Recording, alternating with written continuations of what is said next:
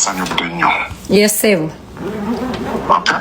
Yes, sebo. Oyogedde nebyotegezezza abantu. Yes, sebo. Kirungi basigaddeko nga balaba. Era bakuwulira. Tusigalireko awo nga bwe sina kye nsobola kukola. Kakati yenze abuuza okubidde kuŋŋamba ki? Kigende ku likodi nti wagaye sina kye nsobola kukola. Tolina kyogenda kunkola. Webale. Oyo Bakaluba antiisizza. Bakaluba antiisizza era mbwalina kyagenda okunkola. Do your worst.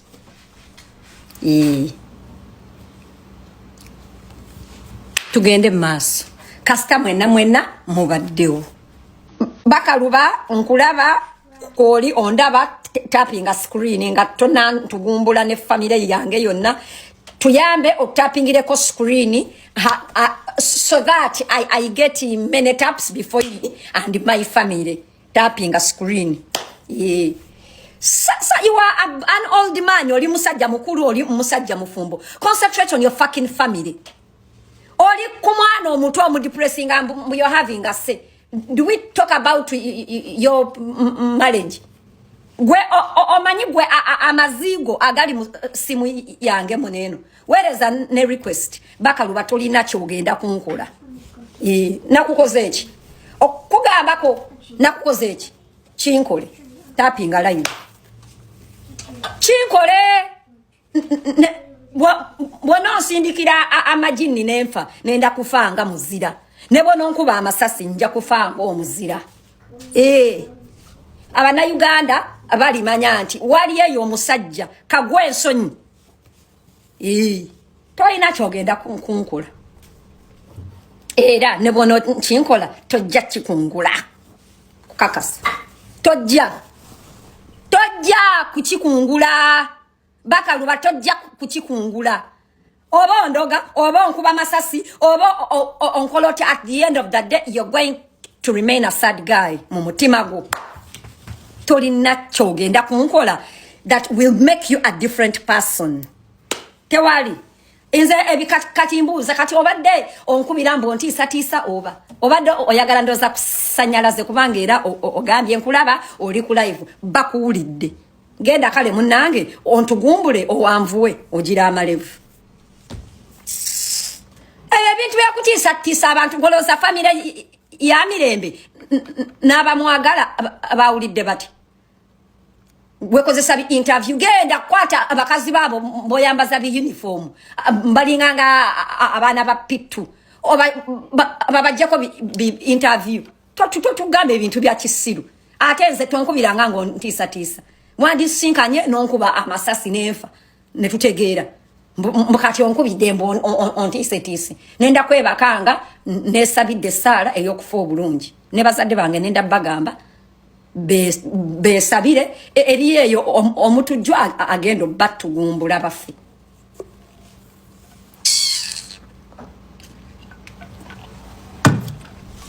Bwenovuga sebo amafutago ne bakuteka mu kamera otese ku bufumbo obwa mirembe asifu gwembwe wasokeramu oli eyo tojja Bakaluba tolina kyogenda kunkola. Tolina.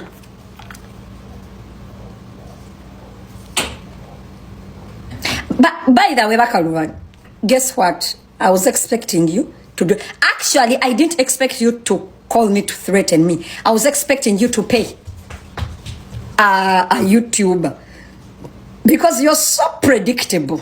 Fuck. Erandi wanonze nanti I'm shaking like a leaf.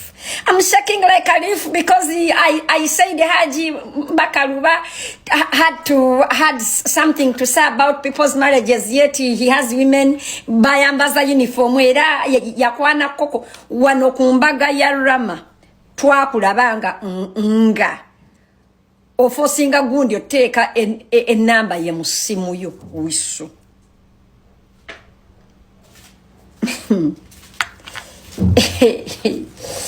Owulira Era nze munnange gwe mulabira waneno I'm shaking like a leaf. I'm so scared.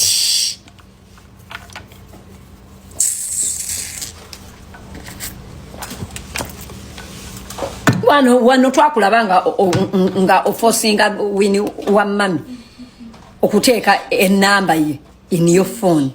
Oro era mbuno amabere era nga kwate nga kube Bakaluba tolina kyogenda kunkola ne bwono kinkola actually gwe. Of course all of us know all cowards always want to show power.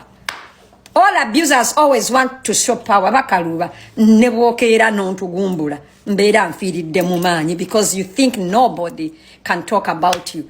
My purpose here is not to be liked, please. The goal is not you to like me. The goal is me to be unstoppable. Njabagambako. Nebo nokwate kubo n'ontugumbula oba n'ontugumbula ani. Chile manyika mbuno wantugumbula lwa kugambako to act your age, not your shoe size. Nayenze kankuwe amagezi. Next time you wanna do shit, do it. Do it. Don't let me know. Do it. Ndi wano ninze kufanga onkubira mbu ontiisa gomanyise nga bwe nindirira okufobera omponyeza. Ndi wano ndabirira abaana basatu bwa namunigina.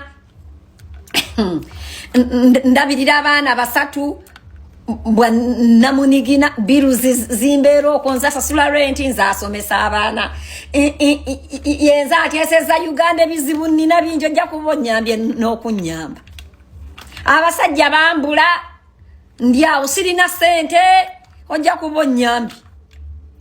It didn't sound like he was joking. It did sound that he was joking. Manyi Senga Acid, let me tell you something. Embwezi eziruma tezitera bogola. Dogs that bite don't usually bark.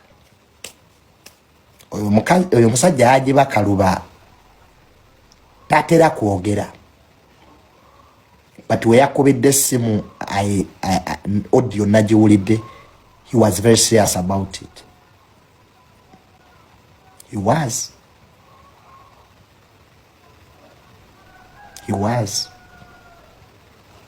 And Senga Acid kankubulireko ekintu kimu, omuntu ayinza obutalumya gwe. That's what people forget abantu abali ebweru. A person oyinza obanga oli Canada, yes, you are protected, mmanyi okwekweka eyo, nolowooza ensi wagimalayo, but don't forget olina family yo mu Uganda.